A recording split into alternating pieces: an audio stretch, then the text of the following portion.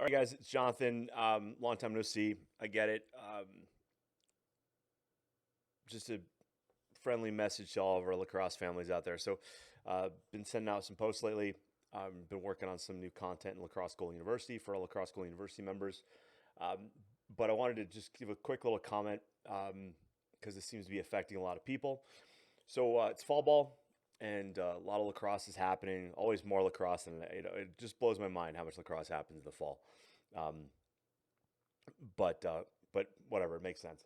Uh, the idea though is that if your goalie's playing like sixes or they're playing like indoor, like field, but like inside, not box lacrosse, but just like like you're in a rink, but you're playing field like with a 6x6 net, things like that.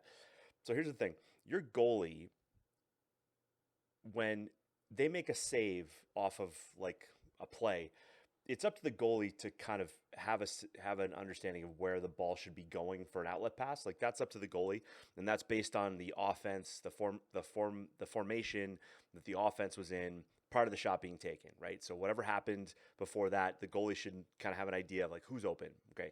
But after that, okay, your coach should be demanding of the team that the team gets to certain spots on the field so that then the formula begins. Okay. This is where goalies get like hung out to dry, especially if your goalie is a good ball stopper, but not necessarily great with the stick yet.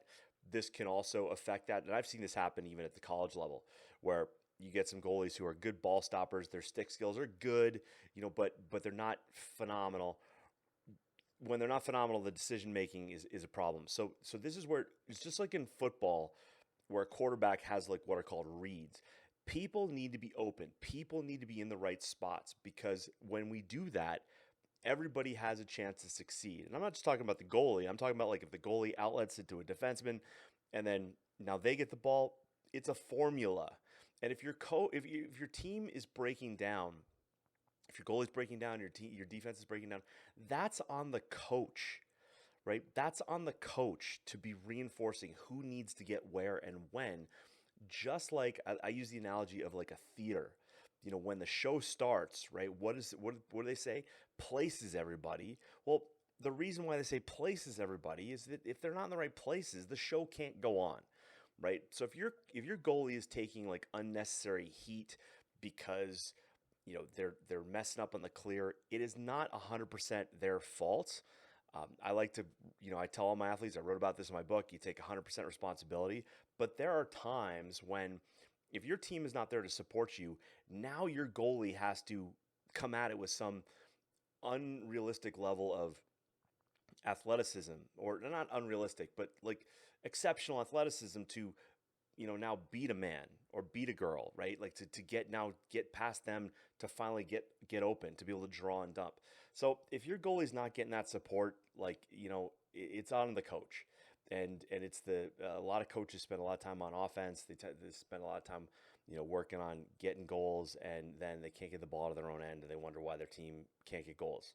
It's because they're not spending enough time teaching and getting kids in the right space to help their team succeed when they finally make a save or have a turnover in the defensive end. So anyway, this is a little bit of a rant for today, but I hope that helps. If leave a comment below wherever you're watching this. Share it, share it amongst your team. Don't share it with your coach; they usually get pissed. But if you've got a good relationship with your coach, then send it to him or her, whatever. All right, talk to you later. Bye.